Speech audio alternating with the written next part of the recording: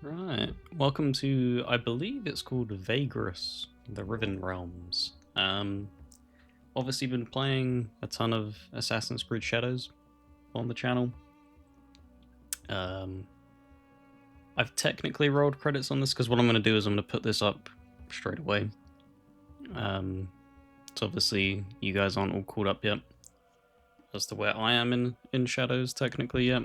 But I don't know, this released, I believe, on PC quite a few years ago, but it's just made its way to Xbox, which is obviously, as many of you know, is my primary platform. And it just looked really, really interesting. It looks like a mixture blend between Darkest Dungeon, in the way it's kind of like brutal, game over by one wrong step. Kind of reminded me of like Battle Brothers, maybe Mountain Blade, and I believe it's Sunless Skies is what we played earlier this year. Just kind of all that mixed into one, and it's piqued my interest. So I wanted to. I think it'd be interesting to dive in for the first time while being on like recording and stuff. Because if I end up picking up knowledge and stuff, that's not genuine, like a first opening hour. So yeah, let's go see what this is all about. Select the MO. This choice can be altered later. Wasteland mode. This is the way Vagrus was intended to be played by the developers. The setting is a cruel, harsh, unforgiving place, and so the game will not pull any punches, except expect a steep difficulty curve and little to no handholding. Save often because you will probably run into dead ends and deaths from time to time. Or you have Dissonance mode. This mode is tailored more towards a narrative experience, combat management, and almost all other aspects of the game are less challenging. The result is a smoother difficulty at the cost of alignment with the setting, causing a certain dissonance. Achievements are turned off in this mode. Okay. We'll go Wasteland mode. I don't imagine... This is the type of game where it's highly likely I may even just fail from the get-go. Because what I did do was watch a... it wasn't like a review, really. It was just kind of similar to what I'm doing, just diving in for the first... And apparently it's a very, very brutal game, but Ah, yes. A I shall Vagrus. try. What a profession. Daring and savvy, always watching the horizon, always looking for an opportunity, and of course, for what is best for his comitatus, eh?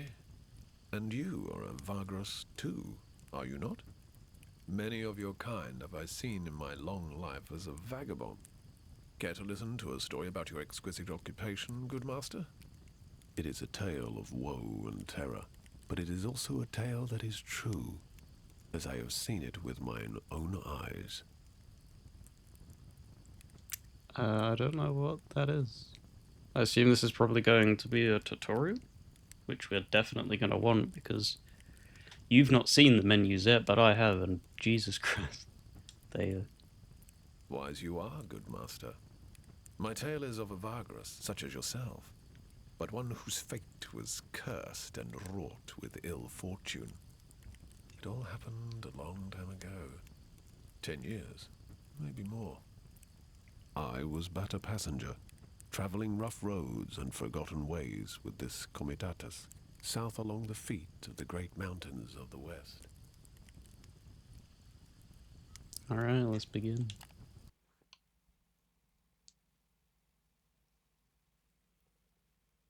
This comitatus I speak of had fallen under hard times.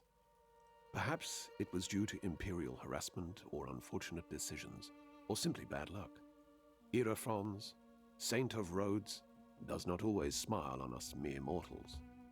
But however it came to pass, their coin was drying up, and their opportunities seemed few and far between. One of the last chances their Vagrus saw was to travel to the remote town of Scrapheap, and spend their remaining funds to stock up on cheap scrap metal. This metal could be sold for great profit over in the east and south. It wasn't a bad plan, truly, but it was not without risks either. So to set the scene a little bit as well, it's meant to be a story that is set in a post-apocalyptic world, but it's a little bit different with how it's handled it. Basically, that I believe what I read was the Roman Empire got absurdly big to the point where they basically like muscled the gods into submission, and then the gods just basically threw a massive tantrum and basically ended the world. So people live in these settlements, and we are basically couriers because it's so unforgiving and harsh to leave the settlements. You need somebody to basically go and get you your stuff, and that's where we come in, is my understanding. It's also, I don't want to click this forward yet. I'm really, really happy that this is also narrated as well. Like, big props to this team for doing that. Alright, welcome to the Pilgrims of the Wasteland, a standalone story of Vagrus the Riven Realms. Serves an introduction to the setting and also a tutorial to the game. It behooves you to read the tutorial text and follow the instructions to gain a better understanding of how the game works. The icon that appears in tutorial windows can be interacted with to locate what the given section is referring to via a pointer. After switching to a tutorial window by pressing right trigger, you can navigate through the icons to show what sections they're referring to. You can return to normal game navigation by pressing right trigger again. So we'll click right trigger. Okay. Cool. I get it. The campaign map, your Comitatus, aka Traveling Company, always occupies a node and moves between nodes through paths. Moving along paths costs movement points, indicating next to each path. Every in-game day you have a number of movement points to spend before you need to camp. You can navigate between the nodes with the left stick. On the node, press A to activate the node tutorial menu. Okay, there we go. I was wondering, like, that was blocked, but use the right stick to scroll, thankfully. Right, where were we? Next highlight, move from the radial. Use it pressing Y. Cool.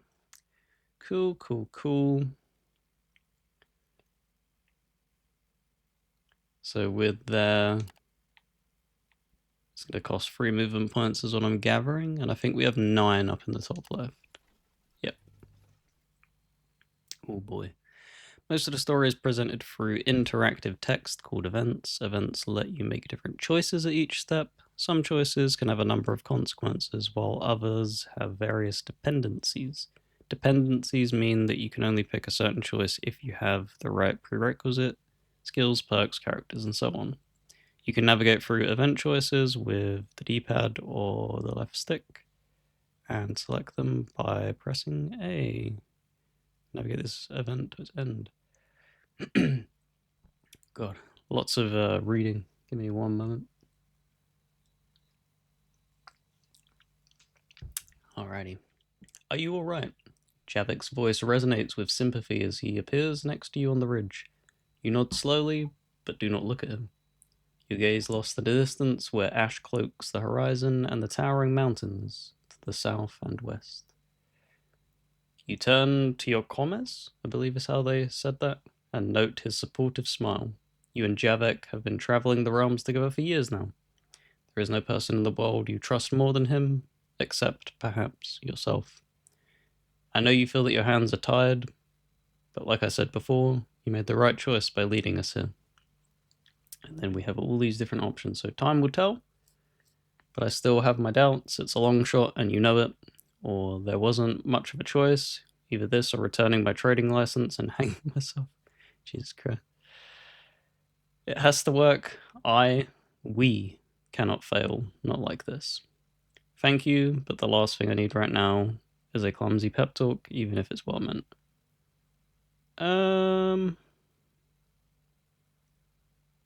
We'll go with we cannot fail.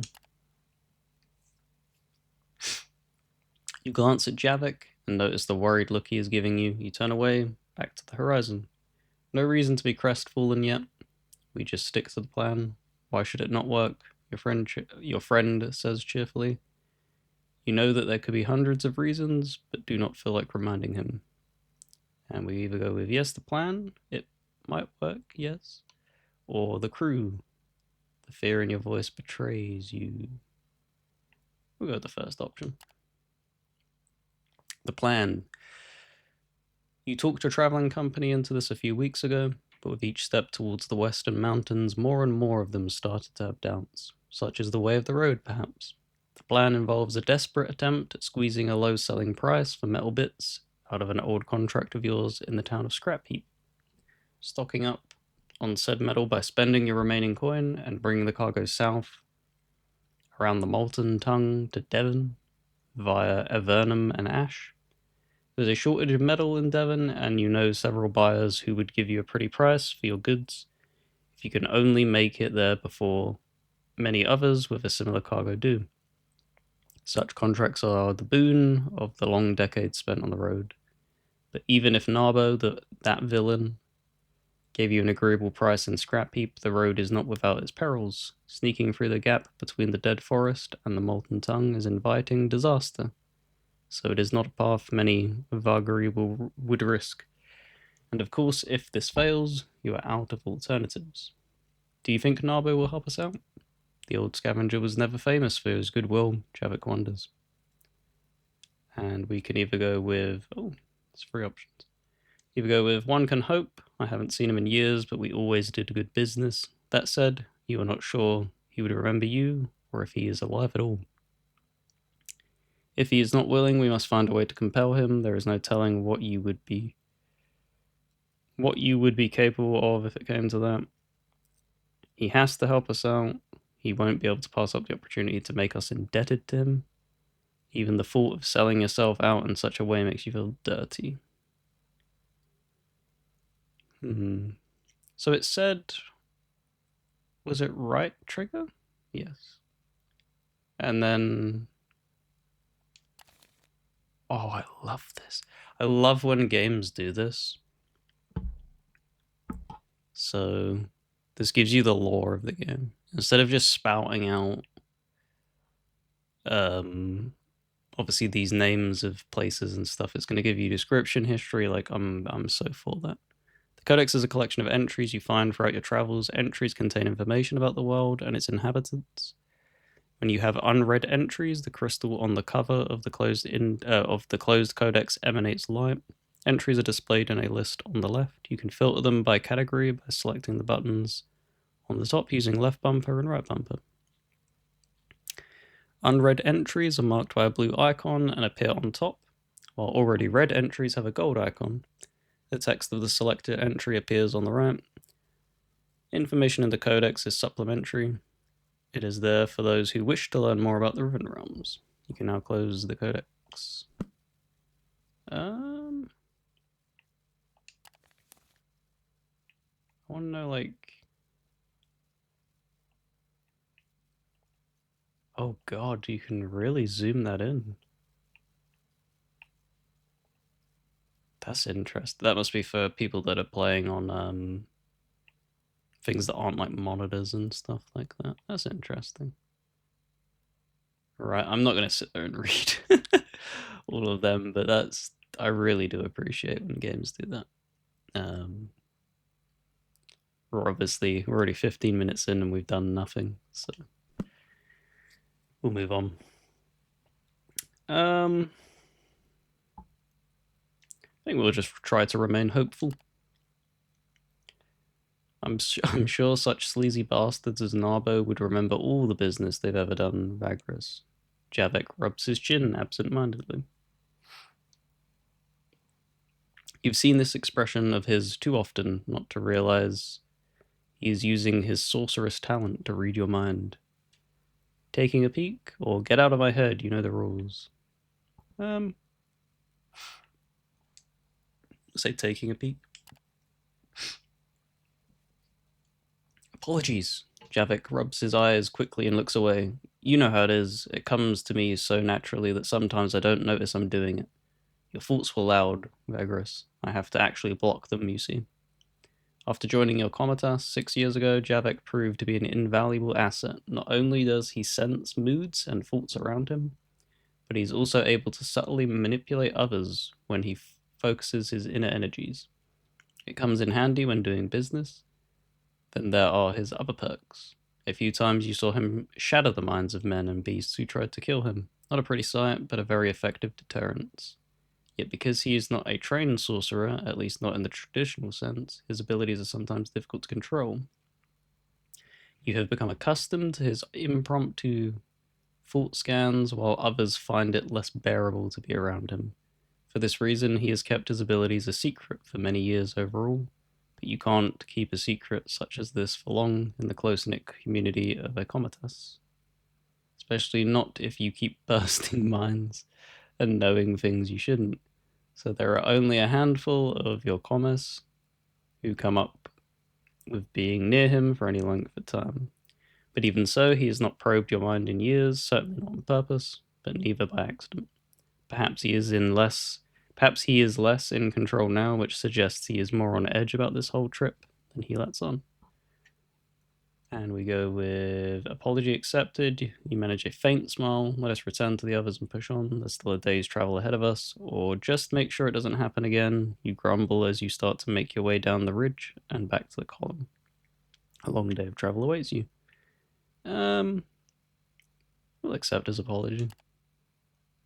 Both of you head west to join the column. You go back to the Comitas. As we were coming up to the gates of Scrap Heap, this trash pile town of cutthroats and scavengers, we could see the vast mountain ranges of shattered Bivanda Thar looming ominously over the horizon, half shrouded in the gaseous vapors belched forth by the volcanoes in the far west. My companions prepared to do their business in town as fast as they could, not wishing to tarry in this notorious place. Can you narrate some more, buddy? Because, boy, this is shredding my throat.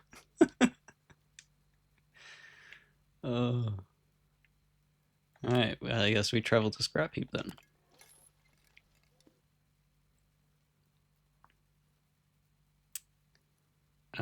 When a Comitas enters a settlement, you can select from a variety of options, each on its separate pane, revolving around resting, resupplying, and trading. You also have the opportunity to initiate stories located in the settlement. This time, only the story pane is active. Follow the only available story. Right.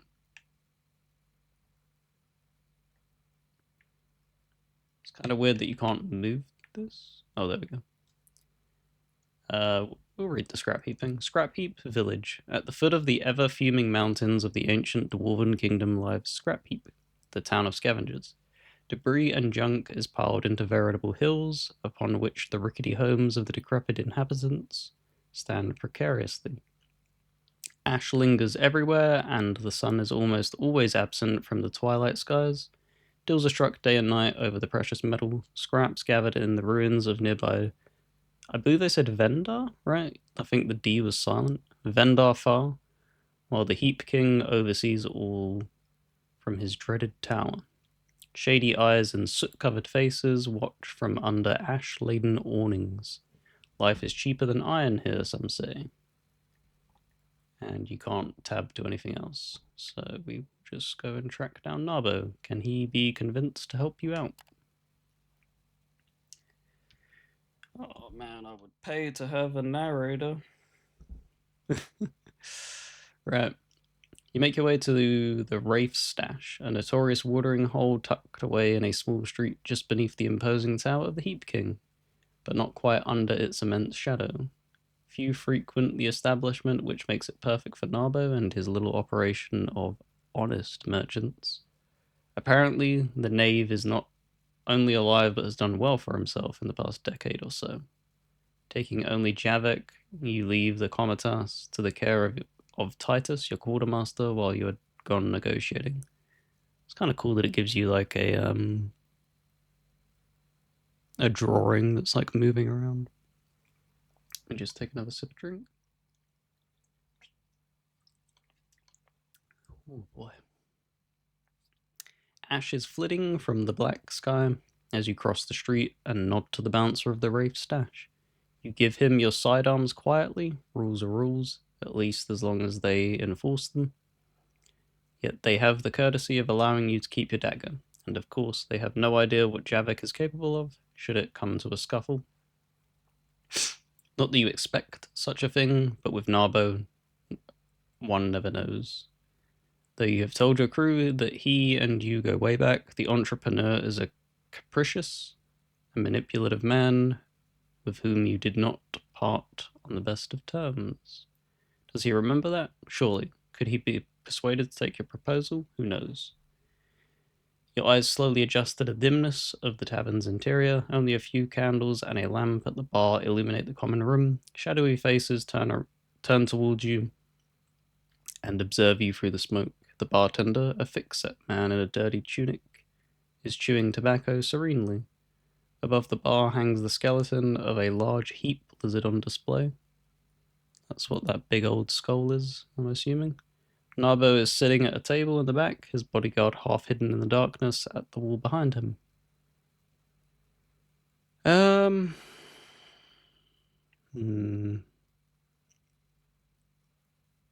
guess we'll walk over to the bar, because it said we didn't part on particularly good terms, right?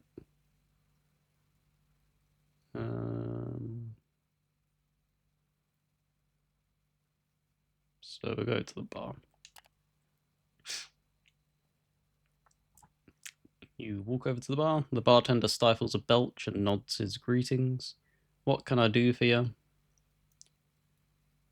Or what can I do you for? Sorry.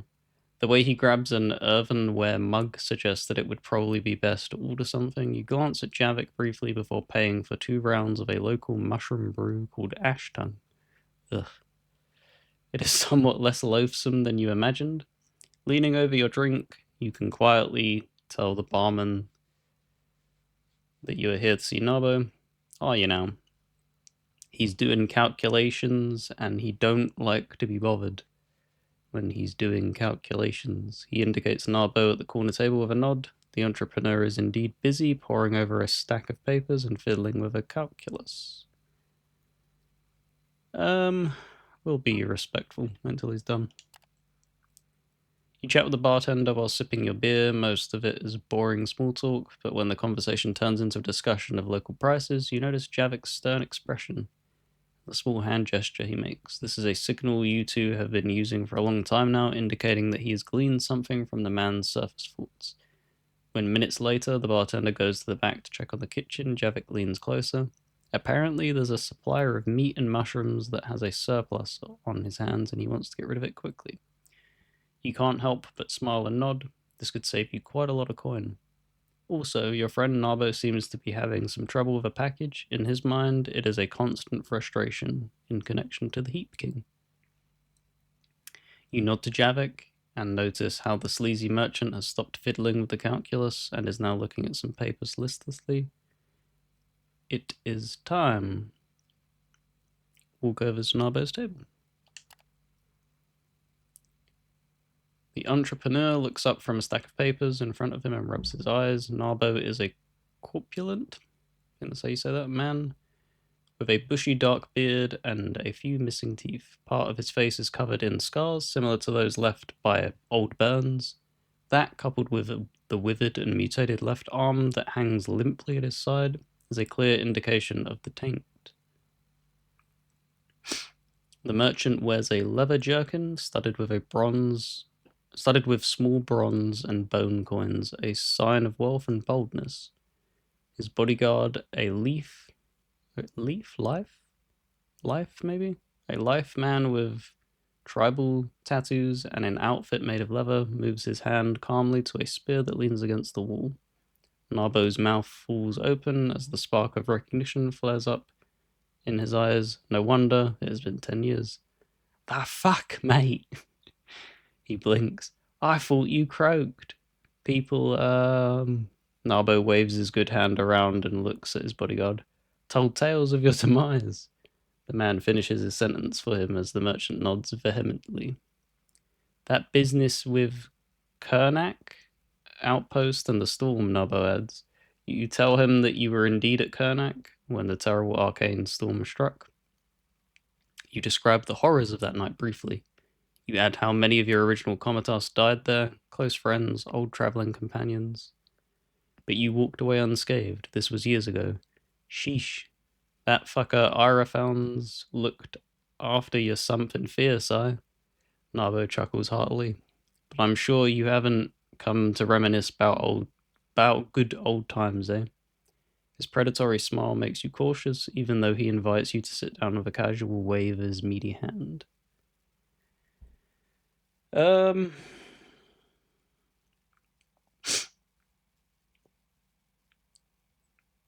I mean, he's just the businessman. So let's just get down to business.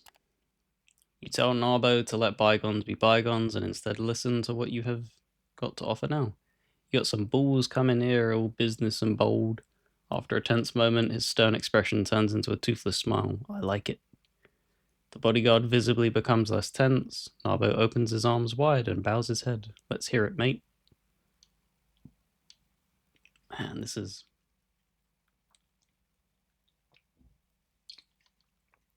bringing back memories to how much I struggled with sunless skies. Whew. You breathe in. Time to outline your proposition. Alright, so this says some choices have dependencies, meaning you can only pick a certain choice if you have the right prerequisite, perks, companions, resources, journal entries, and so on. You can consult their tooltips by entering tooltip mode, press left stick and navigate your cursor over their respective icons. Tooltip mode can be used across the game to glean more information on various concepts and mechanics. Some choices involve tests that can be failed or succeeded with different consequences. Perks, characters, and resources can change the chance of success in tests. Test difficulty is represented by a number between 1 and 100 that you need to roll equal to or below. Okay.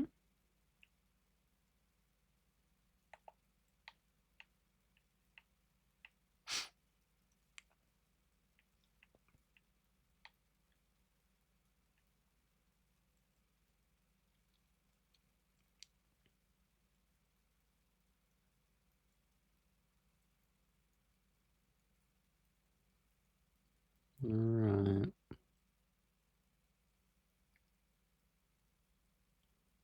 Okay. Hold A, right? Cool. Alright, I don't think we read what he said. Did we? Alright, here we go. You explain to Narbo how you want him to give you a discount on a shipment of metal scraps, which you then would smuggle into Devon through contacts you have in the city's underworld. The profit of the shipment would be quite exquisite. You do not name your contact, but divulge enough of her that the plan looks solid. Buyers, you say, are lining up, expecting the shipment soon. Narbo sits in silence, eyes fixed on the table as if listening to some noise from afar. He does not cut you off at any time during your proposition. At length, after you are done, he looks up and gives you a weak smile. That sounds like you have been thinking a long time about it. God, I hate broken English like that. He says as he shifts in his chair, and it's a great plan except for the part where I give you a discount for your asking and not much else. And I don't do that, mate. That would make me what, an almoner, the bodyguard adds discreetly. That a word? Narbo looks up at him. The man nods. He turns back to you. I, an almoner. See, I'm no almoner. You know, you gotta do better than that. What you got for me?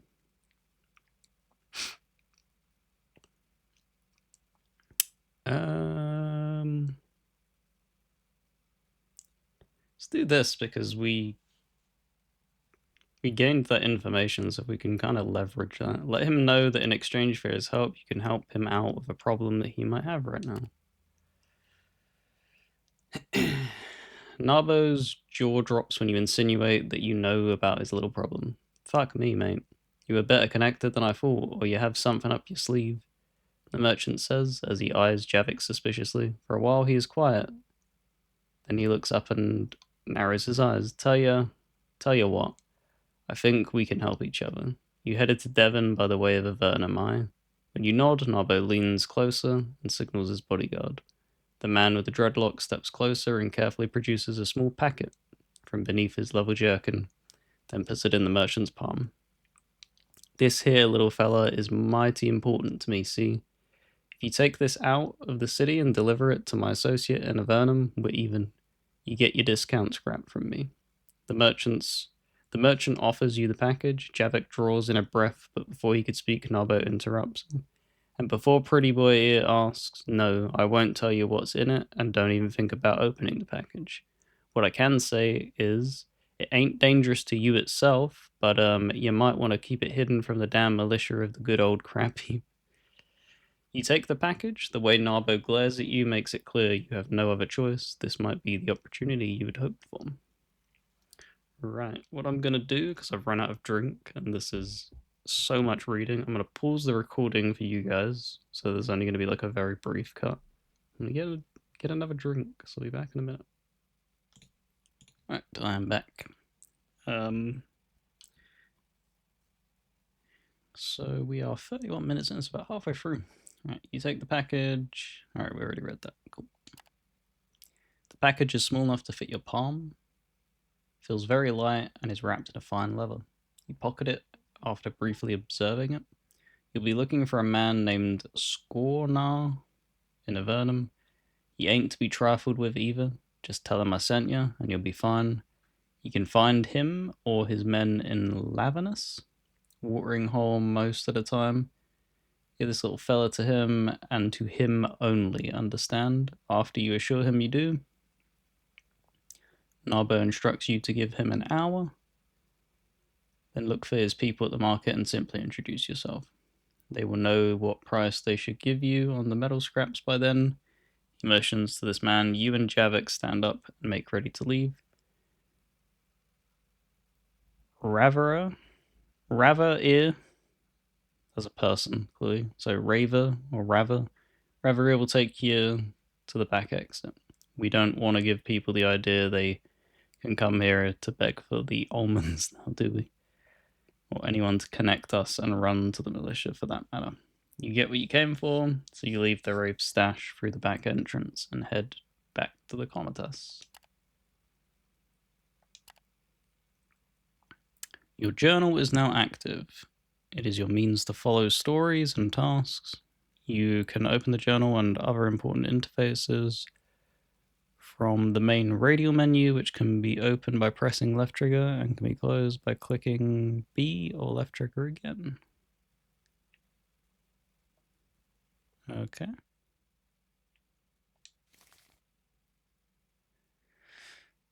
The journal allows you to view your quests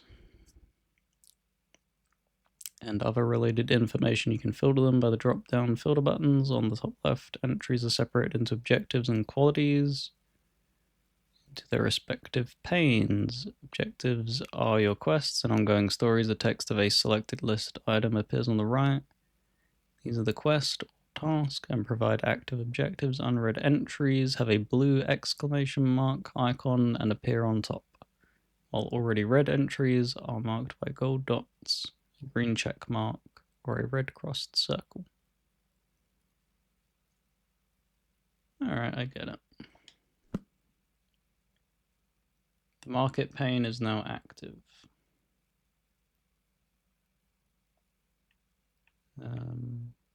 Right.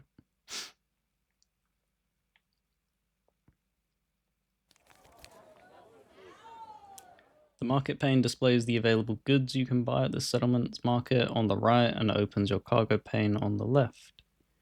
You can buy goods from the market or sell your own goods from the cargo hold here. The maximum cargo space is 600, aka 30 slots.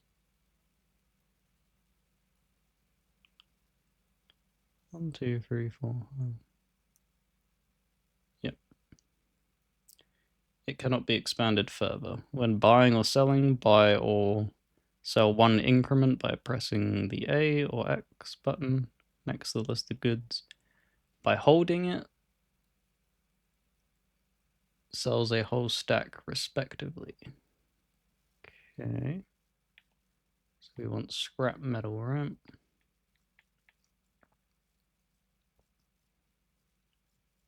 Did it say how many that we had to get?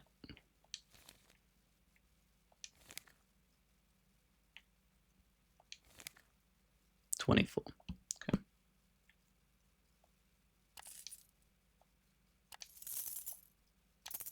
So that only stacks 6. It's kind of annoying.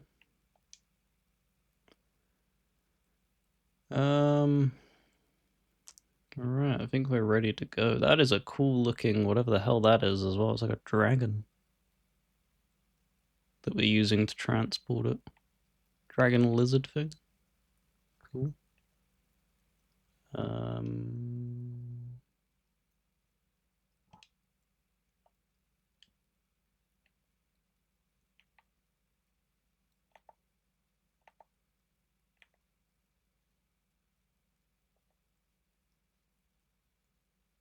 additional supplies have 800 units. Oh, okay. That's why it wouldn't let me leave. I didn't buy the supplies.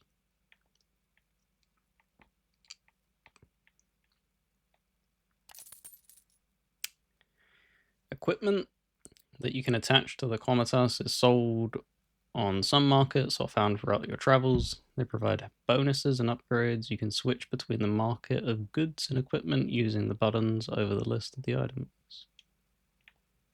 So this, an awning. Active effects, negative 20% consumption for the workers and negative 10% for slaves. Okay.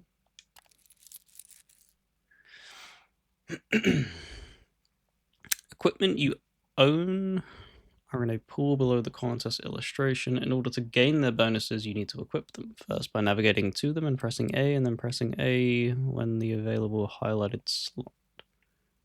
Okay. So it goes there. Items, the third type of cargo, do not take up any cargo space and are not equipable. They are used and traded in certain events. You can switch. Okay.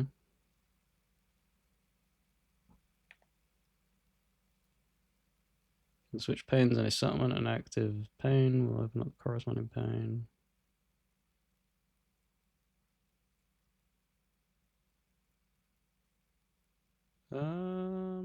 Oh, the items are down there. Does it let me... What do they do? Charms, medical charms. They attract those kinds. So these are... Because there is combat in this game. I assume these are like the grenades and stuff like that. Kind of thing. Cool, I think we can leave. Packed up, restocked on supplies, and with all your business here concluded, you finally make ready to leave the decrepit town of Scrap Heap.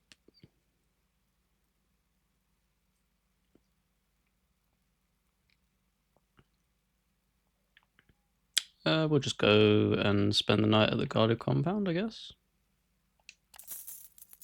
Spent the night inside a guarded compound, not free though. So increased by 1 day, and we lost 1 league. Whatever that is. You set out at dawn, ash is flitting from the sky, and the distant mountains rumble ominously in the morning twilight as your Comitas reaches the west gate of the town. You notice almost immediately that the militia at the gates is questioning expecting travelers. Oh boy. Move along towards the inspection.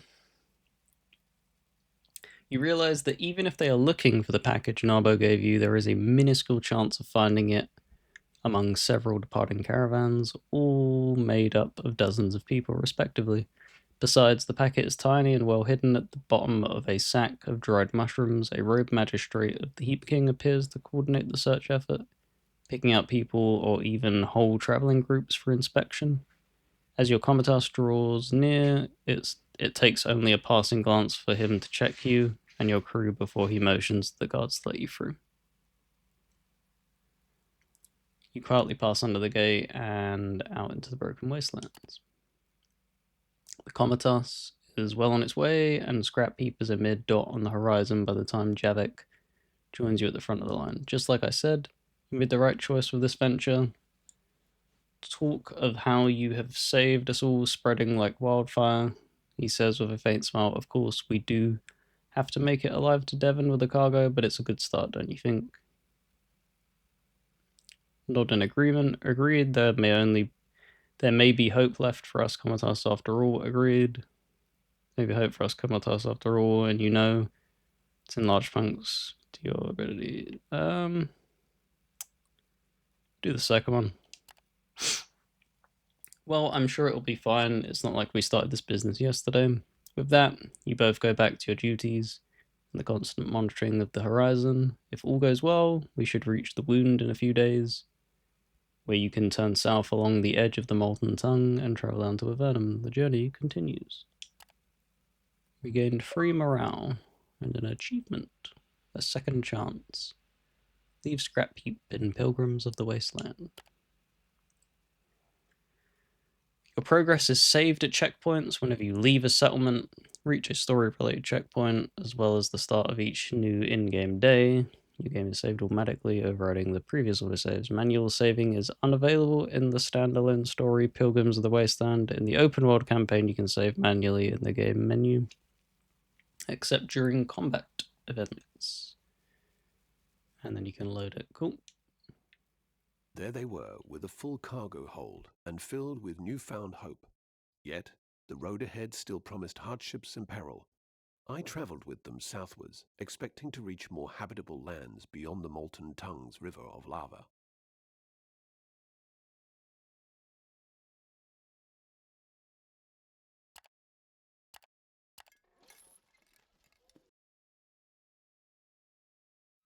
Crew management UI is now active. Select Comitas from the main radial to open it. The crew management window allows you to manage your Comitas. Morale is the general mood of your Comitas. If it ever drops to 1, there is a chance that the Comitas dissolves and you lose the game. Oh, damn. Obedience, nutrition, vigor. So obedience indicates how satisfied your slaves are. Low obedience leads to theft, runaways, and worse. Be sure to guard your slaves with enough fighters and treat your slaves well, or punish them consistently. So either be nice or be a complete and utter arsehole. Got it. Nutrition shows how well fed your crew is. Low nutrition incurs penalties. Extra rations raise nutrition, while starving your crew repeatedly lowers it. Vigor indicates how tired the Comitas is. Low vigor results in penalties on tests and in a drastically slower Comitas, which can spell doom quite fast. Okay. I understand. Upkeep is how much you owe them, so their wage, consumption, workforce.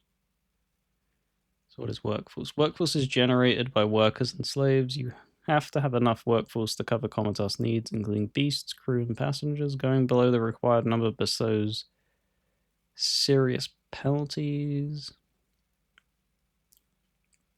Passengers are people your Comitas takes to their destination for rewards. You can take on passengers in some events and settlements.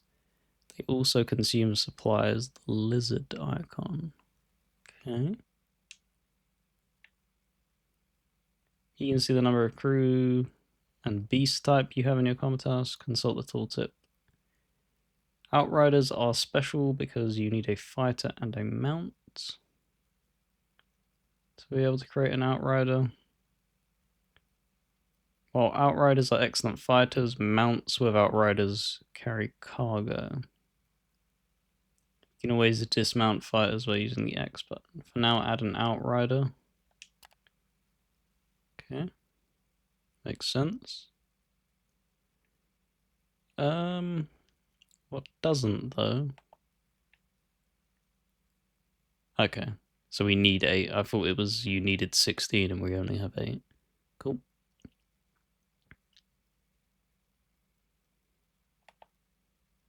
Alright, sounds good.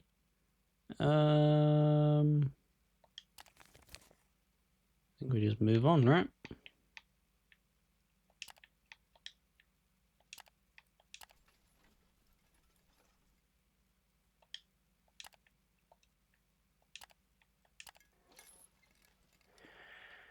You have run out of movement points and need to camp, ending the day. Being on the road all day, spending most of your MP lowers the vigor of your comitas that you can replenish by camping. You can also camp earlier than running out of your MP, which helps raise vigor faster. Select the camp tent icon from the node radial menu, which would be this, right? No?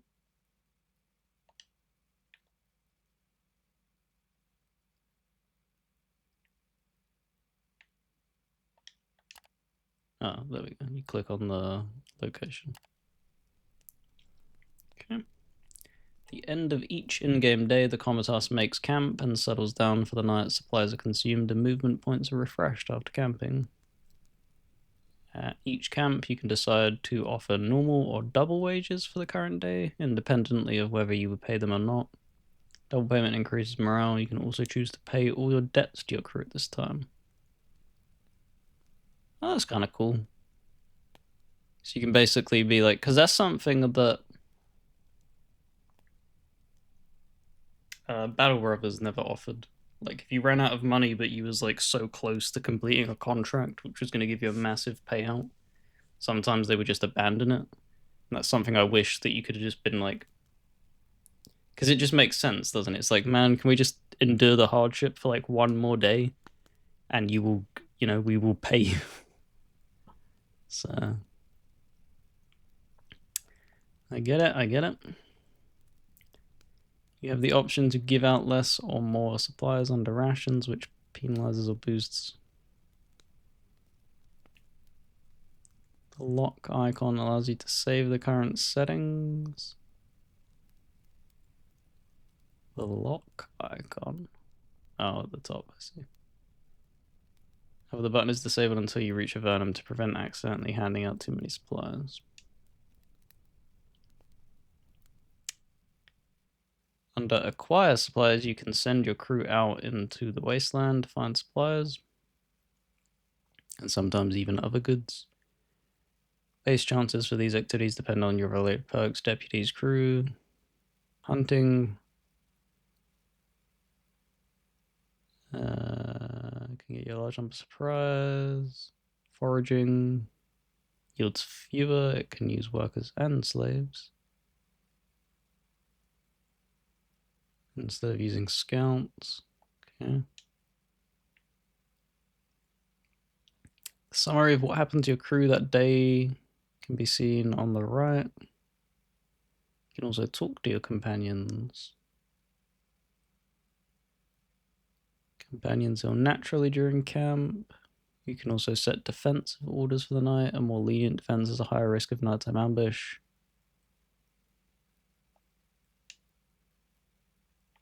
Okay.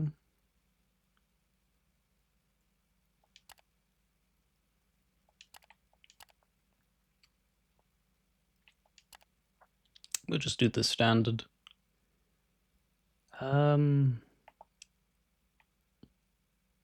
Same camp.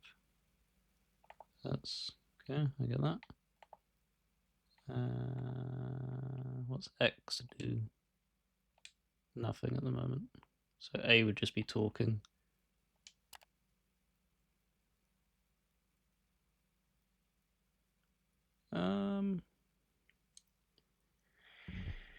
You approach Javik. He is tending to one of your beasts of burden. When he sees you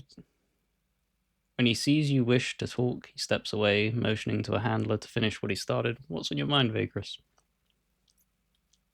Ask him about what he thinks about Nabo's package.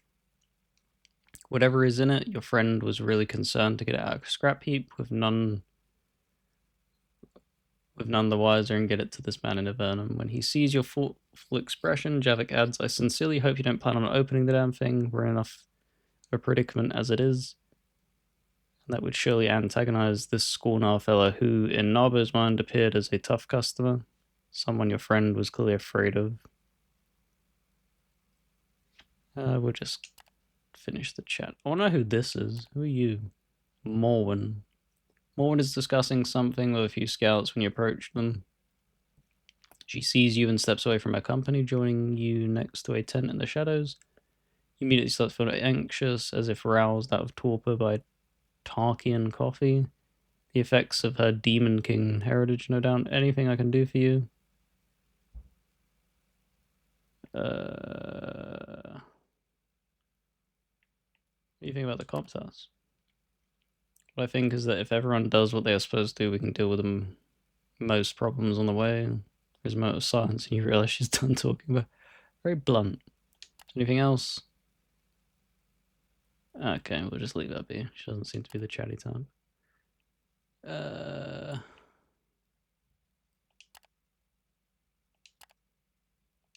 Assume that means we're paying them now, right? I mean, may as well pay them.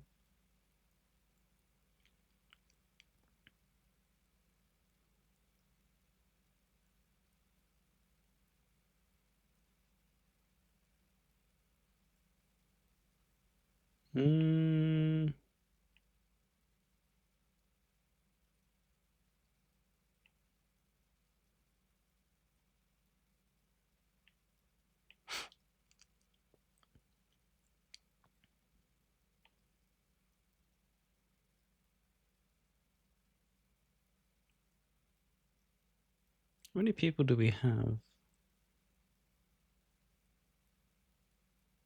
Does it say? 59, what is that?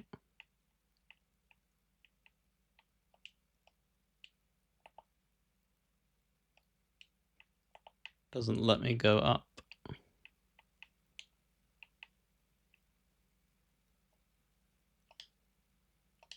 So no idea.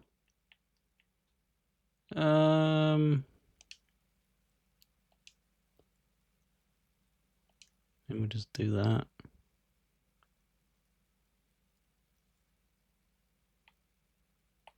See what happens, right? Indo. Well, we failed to hunt. Joy. Onward. So how far away are we from... We don't know. Okay. Let's go ahead and move once more, and then we'll have to camp again.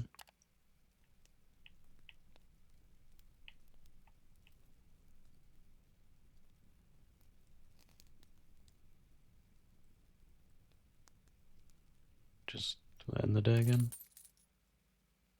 Man, we suck at hunting. After a long day's march under bleak skies and harassed by hot winds, the Comitas finally settles down in a wide ravine. After taking care of camp chores and checking on all your commas, you go to your tent and tuck in for the night. There are benefits to sleeping out in the wasteland. The silence is quite calming, tranquil even. Only the murmur of the distant, fire-belching mountains, the whisper of the wind, and the occasional groans of your beasts can be heard. Except something else is making a muffled noise you do not recognize. Your eyes flick open. Something is wrong. What in Tartarus is it now? You rise to check it out. Take a drink.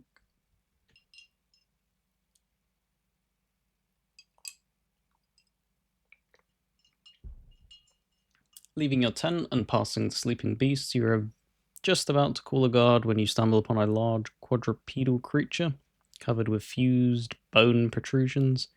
It is munching on supplies scattered across the ground, evidently from a torn open sack lying nearby. The creature is a Jakra, wasteland scavenger that hunts in packs. Before you can utter a word, the monster charges you. And out of the shadows, Morwen leaps at it, tackling it aside and cutting its hide with her bone axe in a follow-up swing. You breathe out, realizing that she has probably just saved your life. Javik runs up to you just as the creature backs off and lets out a long howl.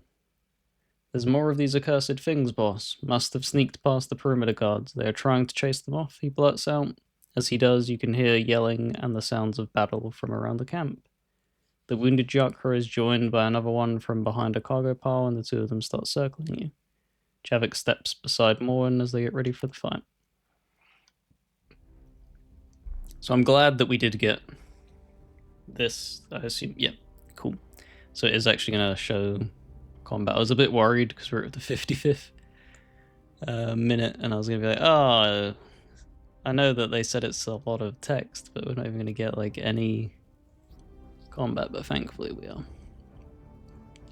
Companion combat is turn-based, where 1 to 6 enemies fight against your team of 1 to 6 companions. You can use the skills of your companions to defeat your enemies, protect your companions, and set yourself up in advantageous positions on the combat board.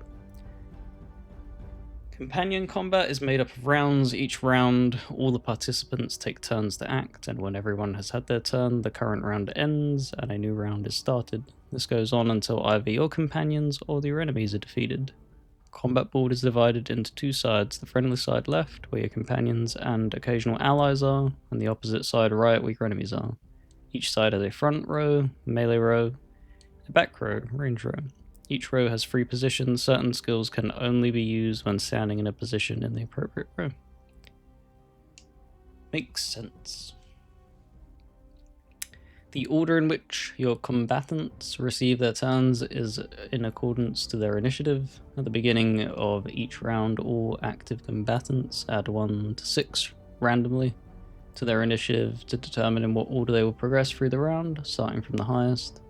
The initiative order in the top left is shown in which the combatants receive the turns. Wise leaders use this information to plan ahead. I don't think wise leaders, I think everyone should. Okay.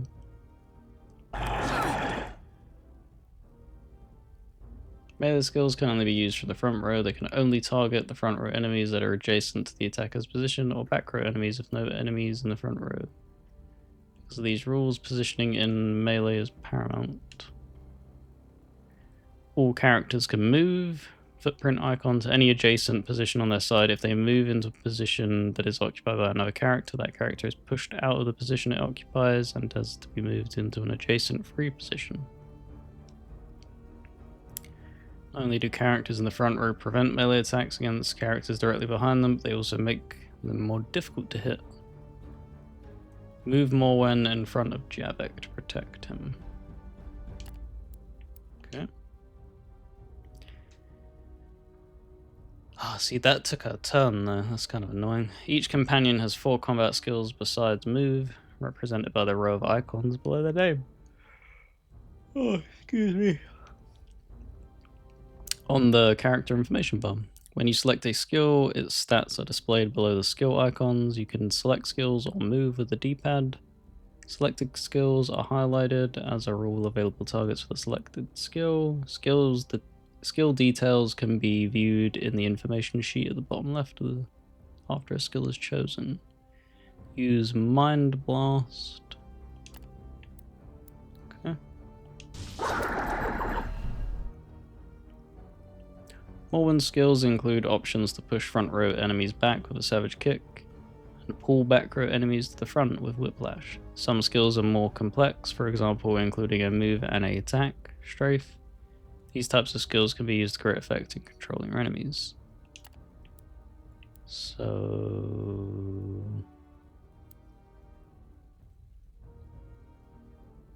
this is Savage Kick, isn't it? So we would do this. Would we not? Push him back.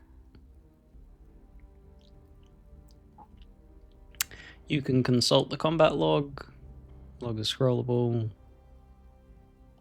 Defeat your enemies. Yeah, I get it. Right.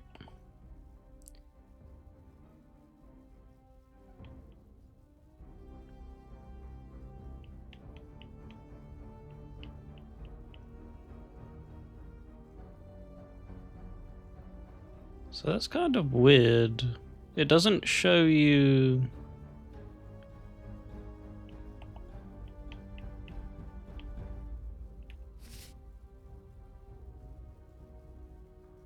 what the expected damage is to be.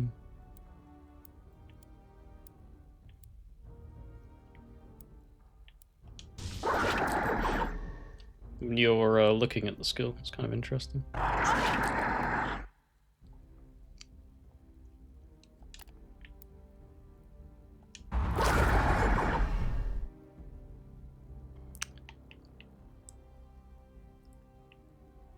So why is... Oh, because she's stunned. Okay. I was gonna say, why is he getting like turn after turn after turn?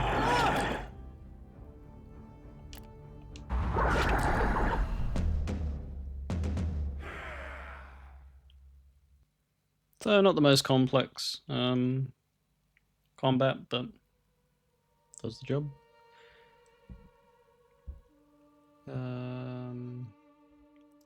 Javik steps beside Morwen as they get ready for the fight. The two Jacques lie dead at your feet. Morwen wipes the foul-smelling blood from her axe blade as a guard arrives and talks to her. You okay, boss? Javik pats you on the shoulder. You nod, turning to Morwen as she approaches you.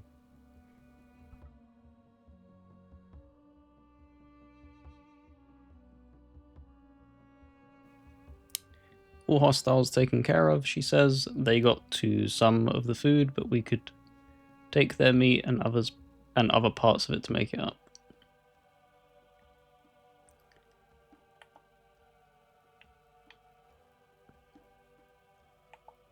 Yeah, I'll do that. Harvest the damn critters before going back to bed. Perhaps you'll gain something. Gain 2 ivory, 90 supplies, and 5 hides.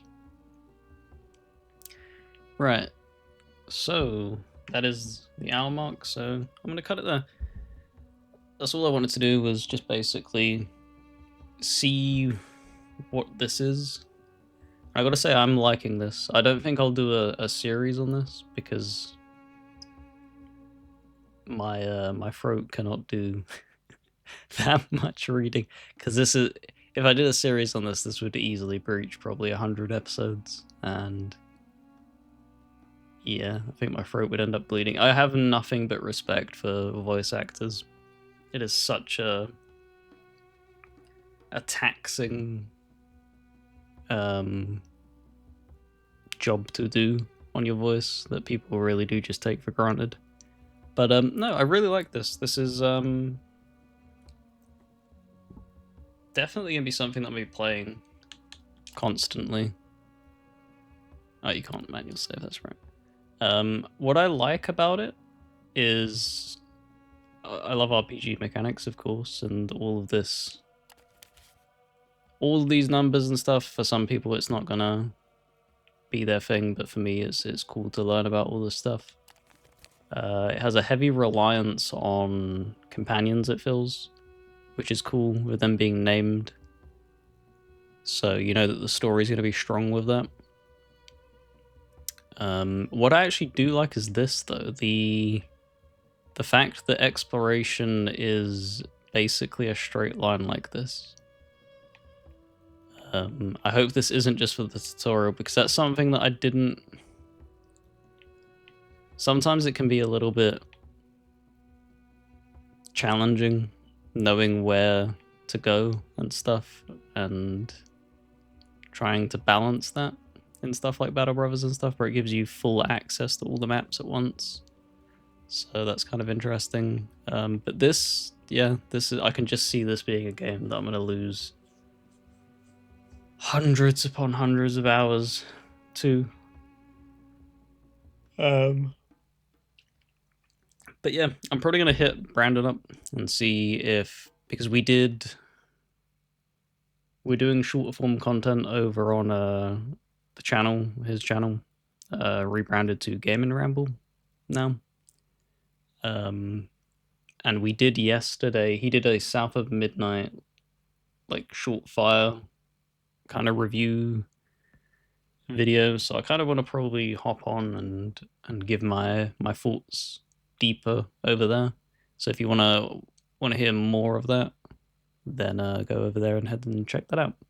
But yeah, if you want to join a Discord of like-minded gamers such as yourself, make sure to drop a comment down below, and I'll hit you back with a link. And if you somehow stumbled upon my channel before Brandon's, make sure to check out the description, where his channel will be linked. Like I said, like I alluded to, we're doing a little overhaul over on his channel as well, targeting shorter form content, we'll still be doing longer form content, but the majority of the backbone of the content over there will be trying to stick to under 30 minutes,